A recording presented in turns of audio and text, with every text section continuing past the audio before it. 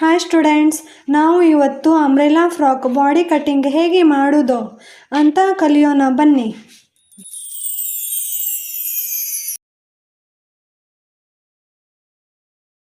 Ready 13 ಇಟ್ಕೊಳ್ಳೋಣ. 13 plus 1 14 inch 14. Okay. ಕೊರಳಿನ ಅಗಲ 2.5 ಇಂಚು. ನಿಮ್ಮಿಬ್ಬರದು same ಬರುತ್ತೆ. ನೆಕ್ಸ್ಟ್ 3.5 ಭುಜ.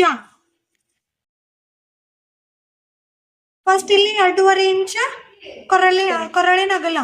ಆಮೇಲೆ ನೆಕ್ಸ್ಟ್ ರೆಡಿ ಭುಜ ನೋಡ್ಕೋಬೇಕು. ರೆಡಿ ಭುಜ ನಮ್ದು 3 ಐತಿ. 3 ಇದ್ರೆ 1/2 ಇಂಚ್ ಪ್ಲಸ್ ಮಾಡಿ 3.5 ತಗೋಬೇಕು. ಎಷ್ಟು ಬಂತಿಲ್ಲ?